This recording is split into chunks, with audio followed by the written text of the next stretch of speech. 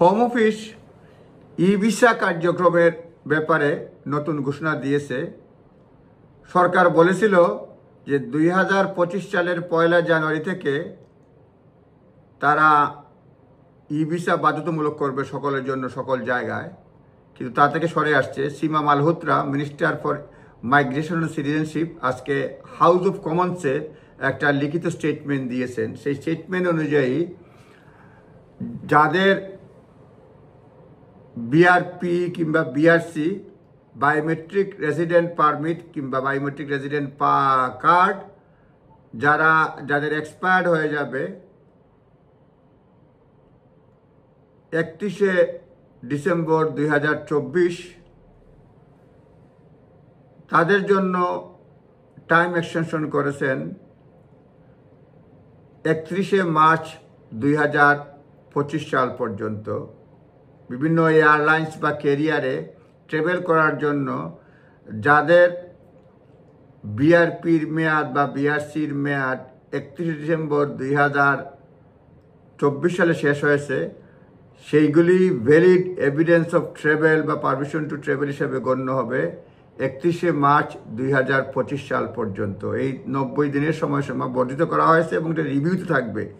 তবে বলা হয়েছে শুধুমাত্র তাদের জন্য এটা যাদের আন্ডারলাইং ইমিগ্রেশন স্ট্যাটাস এক্সপায়ার্ড হয় নাই।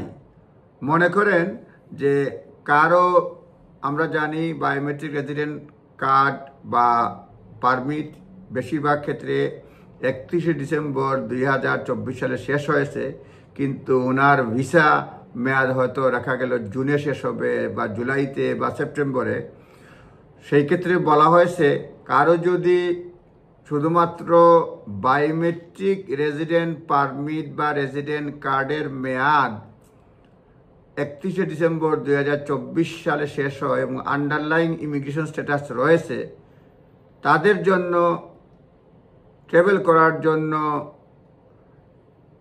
বায়োমেট্রিক রেসিডেন্ট কার্ড এবং বায়োমেট্রিক রেসিডেন্ট পারমিট বিভিন্ন এয়ারলাইন্সে 2025 সালের 31শে মার্চ পর্যন্ত ভ্যালিড মানে পারমিশন টু ট্রাভেল হিসেবে গণ্য হবে। সুতরাং আমি যেটা আপনাদেরকে বলতে যাচ্ছি, the validity of expiring BRP and biometric resident cards will now be extended until 31st March 2025. With this date subject to ongoing review, it means BRP and BRC that expires on or after 31st December 2024 will be accepted as valid evidence of permission to travel.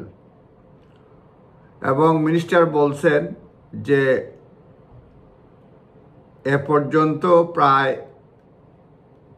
3 মিলিয়নেরও বেশি 3.1 million মানুষ successfully তারা ই visa করেছে। আর অন্যান্য যেসব রয়েছে, বিশেষ করে NTL করেন নাই বা তাদেরকে অ্যাডভাইস করা হয়েছে যে আপনারা এনটিএল এর জন্য অ্যাপ্লাই করুন, তারপরে ই ভিসায় যত দ্রুত সম্ভব আপনাদের ভিসা বৃদ্ধি করুন বা দ্রুত সম্ভব ই ভিসায় যান। এনটিএল এর জন্য বলা হয়েছে। শুধুমাত্র ঘোষণা পরিষ্কারভাবে আসছে বিআরসি এন্ড বিআরপির ব্যাপারে। আপনারা নিজ দায়িত্বে দেখে নেবেন। ভালো থাকবেন।